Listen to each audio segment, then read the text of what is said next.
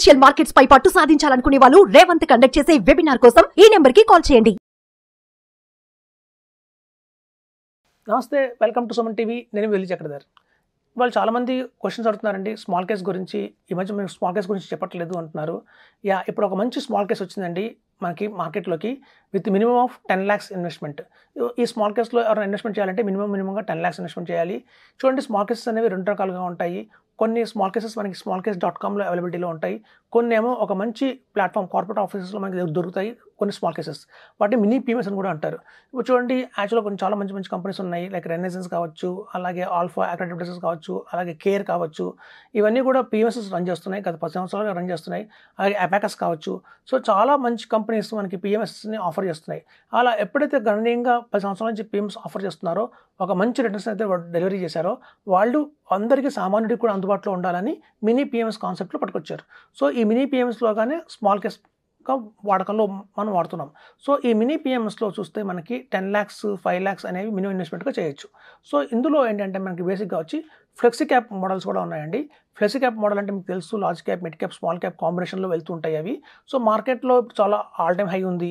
మనం కనుక సొంతంగా షేర్స్ కొనుక్కోవాలంటే భయంగా ఉంది. ఏ షేర్ పెరుగుతుందో తెలియట్లేదు, ఏ షేర్ పడుతుందో తెలియట్లేదు. సో మార్కెట్ అయితే బాగా ర్యాలీ అవుతుంది, కానీ అంటే కొన్ని షేర్స్ పెరగట్లేదు. ఇట్లాంటి యాంబిగిటీ ఉన్నప్పుడు మాత్రం మనం స్మాల్ కేస్కి షిఫ్ట్ అయిపోవచ్చండి. స్మాల్ కేస్లో మనకి గణనీయంగా 25% దాకా రిటర్న్స్ ఇస్తున్నాయి. మినిమంగా మ్యాక్సిమంగా కూడా 60% నుంచి తారకాలు ఉన్నాయి. ఫాస్ట్ 1 yearలో చూసుకుంటే ఇప్పుడు ఈవెన్ మార్కెట్ కరెక్ట్ అయినప్పుడు, కొంచెం డౌన్ఫాల్ అయినప్పుడు అవి కూడా స్వల్పంగా పడతాయి. సో మనం కంపేర్ టు మ్యూచువల్ ఫండ్స్ చూస్తే కనుక బెటర్గానే పర్ఫార్మెన్స్ ఉంది వాటివి. అట్ ద సేమ్ టైం మనం సొంతంగా స్టాక్స్ కొనకుండా బదులు ఒక పీఎంఎస్, మినీ పీఎంఎస్ ద్వారా కనుక స్మాల్ కేస్లో ఇన్వెస్ట్మెంట్ చేస్తే అక్కడ ఎక్స్పర్ట్స్ డిసిషన్ తీసుకుంటారు కాబట్టి, వాళ్ళు quality technical analysis, fundamental analysis తరువుగా చేస్తారు కాబట్టి ఒక మంచి వెల్త్ అనేది క్రియేట్ చేయడం అవకాశం ఉంటుంది. సో మనం ఎప్పుడైతే ఈ స్మాల్ కేస్ని ఒక మినీ పీఎంఎస్ అంటున్నామో, మనకి చూడండి ట్యాక్సేషన్ కూడా అలాగే ఉంటుంది. ఎవ్రీ ఇయర్ మనకి కన్సాలిడేటెడ్గా మనం డైరెక్ట్గా ట్యాక్సెస్ ఎలా షేర్స్ కొనుక్కుంటే, ఒక జిరోదాలో కావచ్చు, ఒక ఆప్షన్స్లో కావచ్చు, ఒక ఏంజల్ వన్లో కావచ్చు, ఎప్పుడైతే మనం డైరెక్ట్గా మనం షేర్స్ కొనుక్కుంటామో, ఒక ఎండ్ ఆఫ్ ద ఫైనాన్షియల్ ఇయర్కి మనకు రిపోర్ట్ వస్తుంది. దాని ప్రకారం మనం షార్ట్ టర్మ్ ఎంత, లాంగ్ టర్మ్ ఎంత ట్యాక్స్ కట్టాల్సి వస్తుంది. అలాగే మినీ పీఎంఎస్ ద్వారా మనం కనుక ఈ స్మాల్ కేస్లో ఇన్వెస్ట్మెంట్ చేస్తే ఎండ్ ఆఫ్ ద ఇయర్ మనకి వచ్చే ఒక రిపోర్ట్ ఉంటుందండి. ఆ రిపోర్ట్ ద్వారా మనం షార్ట్ టర్మ్ ఎంత, లాంగ్ టర్మ్ ఎంత ట్యాక్స్ కట్టచ్చు. At the same time broking charges ఎలా ఉంటాయి అంటున్నారు చాలామంది. కూడా అడిగే క్వశ్చన్ ఏంటంటే, బ్రోకింగ్ చార్జెస్ పడతాయి కదా, వాళ్ళు షఫుల్ చేస్తున్నప్పుడు ఎప్పుడైతే కనుక ఫండ్ మేనేజర్లు కొంచెం చర్నింగ్ చేస్తారో ఆ టైంలో బ్రోకింగ్ చార్జెస్ పడతాయి కదా. బ్రోకింగ్ చార్జెస్ అంటే 0.10% మాత్రమే ఉంటుందండి. సో నార్మల్ బ్రోకింగ్ చార్జెస్ ఉంటాయి. అందులో కూడా మనకి ఏంటంటే ఎక్స్పెన్స్ రేషియో వచ్చి 2.5% ఉంటుంది. సో 2.5% ఓవరాల్ వాల్యూ తీసుకుంటారు, average value of the year తీసుకుని దాని మీద మనకి 2.5% అనేది ఛార్జ్ చేస్తారు. సో ఇప్పుడు చూడండి, మార్కెట్లో ఒడిదుడుకులు చాలా ఎక్కువ ఉన్నాయి, చాలా కన్ఫ్యూజన్గా ఉంది మార్కెట్లో. ఒకప్పుడైతే మనం ఈజీగానే ఏ స్టాక్ కొన్నా కూడా ప్రతి ఒక్క స్టాక్ మంచి రిటర్న్ ఇచ్చింది. ఇవాళ ప్రతి ఒక్క స్టాక్ డెలివరీ ఇవ్వలేకపోతుంది అట్లా.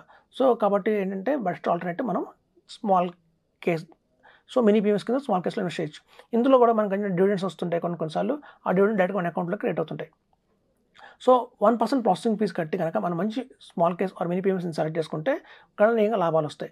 సో ఇందులో ఏంటంటే ప్లాట్ఫామ్స్ సపరేట్గా ఉంటాయండి. సామాజిక విషయం ఏంటంటే, మా దగ్గర ఆల్రెడీ జిరోదా డిమెట్ అకౌంట్ ఉంది, లేదంటే ఆల్రెడీ మా దగ్గర కొన్ని కంపెనీస్ స్టాక్స్లో కావచ్చు, ఏంజల్ వన్లో కావచ్చు డిమెట్ అకౌంట్ ఉన్నాయి. అక్కడి నుంచి మనం కనుక ఇలాంటి స్మాల్ కేస్ తీసుకోవచ్చు అని అడుగుతున్నారు. అది సాధ్యం కాదండి. యాక్చువల్గా ఏంటంటే మేము చెప్పే మినీ పీఎంఎస్ స్మాల్ కేస్ ఏంటంటే అవన్నీ కూడా ఎలా ఉంటాయి అంటే బై అండ్ హోల్డ్ స్ట్రాటజీలో ఉంటాయి. అంటే ఇవాళ వాళ్ళు బై చేస్తారు, ఊరికి చర్న్ చేయరు.